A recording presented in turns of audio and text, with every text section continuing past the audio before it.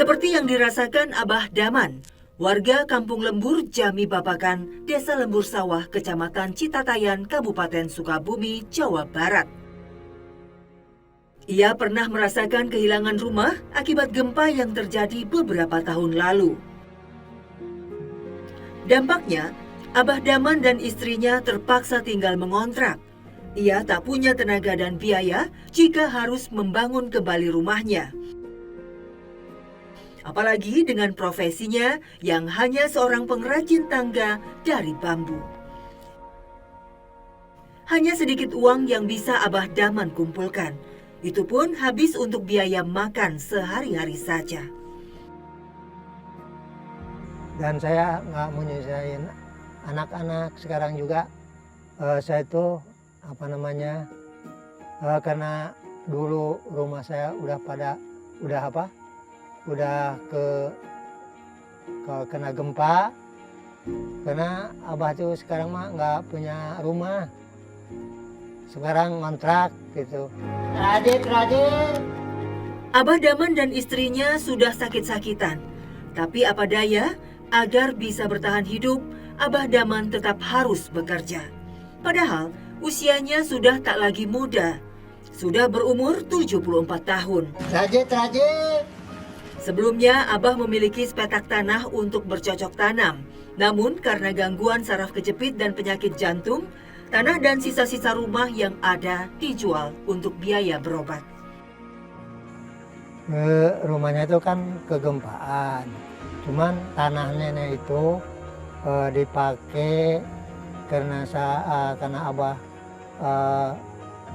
penyakitan terus-terusan. Nah, terpaksa Abah jual si tanah itu dipakai berobat gitu. Saya mak gitu. Pengen punya rumah lagi, pengen nabung biar nggak ngontrak selamanya masa kita tua. Kalau meninggal juga buat tempat rumah sendiri. Kangen dong mau rumah sendiri, kita udah capek ngontrak nggak ada uangnya. Demi membayar sewa kontrakan dan menghidupi keluarganya, Abah Daman terpaksa terus bekerja. Hampir setiap hari, ia pergi mencari bambu ke hutan atau kebun bambu yang ada di sekitar kampungnya. Di masa mudanya, pekerjaan membuat tangga bambu perkara mudah. Tapi sekarang begitu berat Abah rasakan. Kondisi fisik dan mentalnya membuat Abah Daman tak lagi produktif. Sementara, untuk meminta bantuan anak-anaknya, Abah Daman merasa segan. Terlebih, mereka berada jauh bekerja di luar daerah. Ya, itu terpaksa. Saking butuhnya gitu. Nggak ada lagi kerjaan. Habis apa yang harus kerjain lagi yang lain udah nggak kuat ya. Sebetulnya juga terpaksa bikin itu gitu. Karena saya mempunyai tanggung jawab, ada istri, kalau anak sih udah nggak ada kali. Usai menebang bambu yang dibutuhkan, Abah Daman membawanya pulang. Untuk membuat satu buah tangga ukuran 2,5 meter, Abah membutuhkan setidaknya 1 bambu besar dan bambu kecil untuk anak tangganya. Sebenarnya, jika Abah sedang dalam kondisi sehat, ia bisa memanggul 2 batang bambu besar sekaligus untuk dijadikan 3 buah tangga. Terbayang beratnya perjuangan Abah Daman dalam menjalani hidup. Di sisa usianya yang semakin tua, ia masih harus bekerja keras mengolah bambu untuk dijadikan tangga. Terlebih, di musim penghujan, Abah Daman harus lebih berhati-hati agar tidak terjatuh. Karena ambil bambunya jauh, duanya kalau hujan, licin jalannya gitu. Takut jatuh, maklum udah tua begini gitu. Jadi jalannya udah nggak maksimal seperti dulu gitu. Tak jauh dari tempat kediamannya, Abah Daman punya tempat khusus untuk bekerja. Bambu-bambu yang dibawanya langsung diolah untuk membuat tangga. Bulu-bulu halus pada bambu dibersihkannya. Jika sudah bersih, Abah Daman lalu mengukur lubang tempat anak tangganya. Titik lubang lalu ditandai dengan menggunakan spidol. Bambu yang panjang kemudian Abah Daman lubangi pada tiap bagian sisinya. Abah Daman lalu beralih pada bambu yang kecil. Setelah diukur sesuai dengan panjang tangganya, bambu dipotong-potong dengan gergaji. Potongan tersebut lantas dipasangkan satu persatu ke lubang tangga yang sudah dibuat, hingga menyangga tiang sisi kanan dan kirinya. Setelah anak tangga terpasang, Abah memaku lubangnya agar pijakan anak tangga semakin kuat. Abah Daman kemudian menjajal langsung kekuatannya sebelum dijual ke orang lain. Kalau itu saya taikin dulu, diarek-arek begitu tuh, supaya kokoh apa enggaknya gitu. Nggak pernah sih, karena kalau misalnya sudah dibikin itu dicoba-coba dulu, diorek-orek dulu, lalu dicek supaya ditaikinnya nggak roboh gitu. Membuat tangga bambu memang bukan pekerjaan sulit bagi Abah Daman, apalagi dia sudah melakukannya selama bertahun-tahun. Hanya saja kondisi fisiknya kini kurang mendukung. Abah Daman menjadi mudah lelah, terlebih lagi usia tua membuat Abah Daman mudah lupa. Alhasil, peralatan untuk bekerja kerap dilupakannya. Ya itu, kesulitannya kalau misalnya bahan di rumah itu pada hilang, maklum parabotnya seperti golok atau pisau pada nggak tajam, harus diasah biar tajam gitu. Kadang-kadang dicari-cari ada nyelip, kesulitannya ya itulah buatannya, apalagi udah tua begini sekarang jadi kurang kuat lah gitu. Kalau orang Sunda bilang mah reyon gitu. Tangga bambu yang sudah jadi dijual oleh Abah Aman dengan berjalan kaki dari kampung ke kampung. Satu tangga bambu ia jual dengan harga 25 hingga 50 ribu rupiah. Itu pun tergantung pada kebaikan si pembeli. Berapa harganya? 25. Boleh ngutang nggak? Bisa ditawar nggak? Boleh ditawar? Ya boleh aja tawar sih. 10.000 dikasih nggak? 10.000? 10.000 mah bisa kayaknya. Ya besok aja lah kalau nggak dikasih 10.000. Ada, nggak apa-apa lah. Tapi ada juga orang yang keterlaluan pada Abah Daman. Bukan saja tidak membantunya dengan membeli tangga, tapi malah menggunakan tangga yang dijual untuk kepentingan pribadi, memakai gratisan saja. Tangga, bah tangga. Kebetulan ya. Ini orang mau pinjam, apa mau beli? Lama banget lagi ini. Pak, cocok nggak Pak?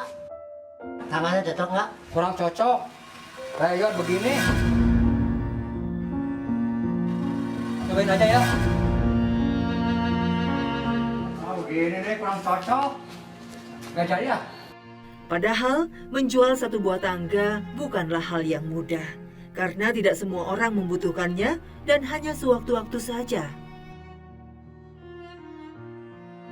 Capek jalan kemana-mana jauh gitu, ngederinnya sampai buatannya juga sekarang udah gak maksimal seperti dulu. Kalau dulu kan bagus-bagus rapi, kalau sekarang nggak begitu rapi lah. Nah banyak yang ngecewain pembeli gitu, tenaganya udah nggak kuat gitu. Untuk satu buah tangga bambu terkadang membutuhkan waktu sekitar 3 hari untuk laku. Jika begitu, Abah akan terus berkeliling sampai tangganya ada yang membeli. Sudah sulit menjual tangga bambunya, Abah juga memiliki pesaing dari tangga buatan pabrik. Jelas tangga bambu menjadi kalah pamor. Untungnya Tuhan masih memberikan jalan. Ada saja orang yang iba kepada Abah dan membeli tangga bambu buatannya. Tangga, Bisa nih. Berapa tangganya, Mas? 30. 25 aja, Mas. Ambil ya. Jangan capek. Ini Pak, 25. Kasih ya.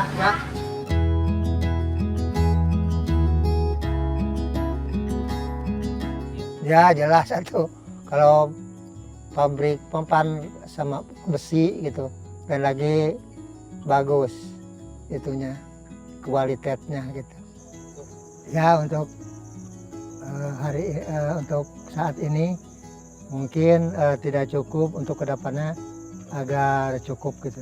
Mudah-mudahan cukup untuk kebutuhan saya dan mak dan bayar kontrakan.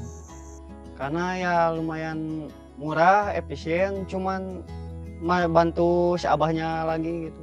Dan kebetulan lewat, bantuin si abah, kasihan. Lantaran penghasilan Abah Daman dari jualan tangga bambu tidak menentu, sang istri, Mak Eti Kusmiati, membantunya mencari nafkah dengan berjualan kue apem keliling. Kue apem, Neng, mau? Jajanan tradisional yang jadi dagangannya itu dibuat sendiri oleh Mak Eti. Untuk mengurangi biaya produksi, kue apem Mak Eti dikemas dalam plastik. Masing-masing berisi 5 kue, dijual dengan harga Rp5.000. Kadangkala, apabila terlalu jauh berkeliling, Mak Eti yang berusia 62 tahun ini tiba-tiba kumat penyakit lambungnya.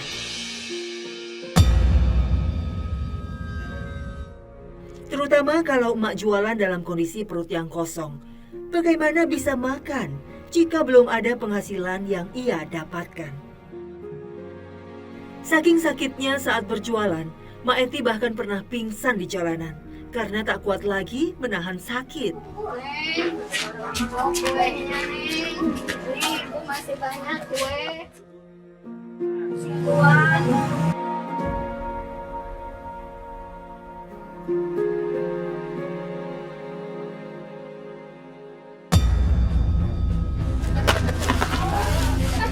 Kenapa, Mak? Sakit perut.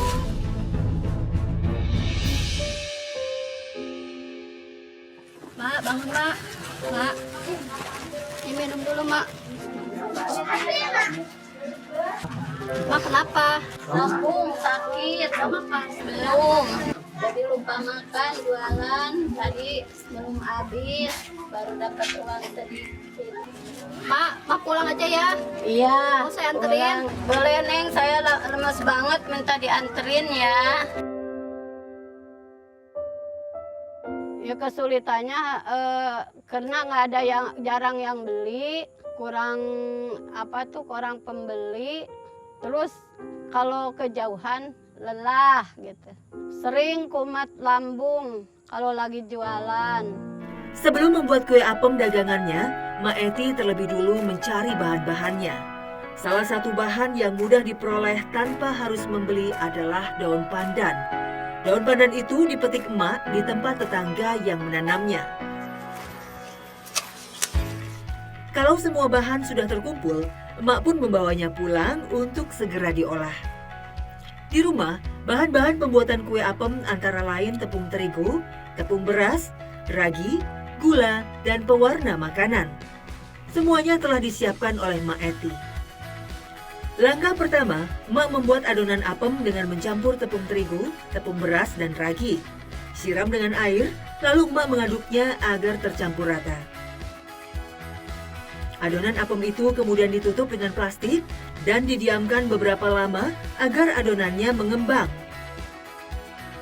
Kalau adonan sudah mengembang sempurna, emak memindahkannya ke cetakan kue. Adonan yang sudah dicetak lantas dikukus. Selesai dikukus, kue apem yang telah matang tinggal diangkat dan ditata di wadah untuk dijual. Ada kalanya dalam proses pembuatan ini, kue apem emak gagal, sehingga harus mengulang kembali. Ya kesulitannya kalau apemnya gagal, terus beli ke warung nggak ada bahannya, jadinya udah nggak bisa dijual, jadinya gagal. Abah Daman dan Mak Eti sudah lama hidup berdua saja di kontrakan yang tidak terlalu luas. Anak-anaknya sudah lama tidak berkunjung. Meski merasa kangen ingin berjumpa, Abah Daman dan Mak Eti tak bisa berbuat banyak. Hanya pasangan hidup yang menjadi tempat bergantung. Mereka saling merawat jika ada yang terserang penyakit. Parahnya, jika salah satu sedang tidak ada di rumah, maka tak ada lagi yang bisa menolong. Nggak ada yang ngerawat, ya sebisa mungkin sendiri-sendiri aja. Masing-masing kalau mau minum ngambil sendiri, biar merangkak jalannya. Karena nggak ada yang nolong, nggak ada yang tahu. Anak pada jauh, nggak pada tahu anak. Oh, yang sekarang penyakit Abah itu yang satu ini lutut nih, sakit-sakit, keduanya ini pinggang gitu. Perjalanan hidup yang berat mengajarkan kesabaran dan kekuatan pada Abah Daman dan Emak Eti. Mereka tak banyak mengeluh. Rasa sakit yang dialami adalah penggugur dosa-dosa mereka. Sebagaimana sabda Nabi Muhammad SAW, tidaklah menimpa seorang mukmin rasa sakit yang terus-menerus, kepayahan, penyakit, dan juga kesedihan. Bahkan sampai kesusahan yang menyusahkannya. Melainkan akan dihapuskan dengannya dosa-dosanya. Hadis riwayat Muslim.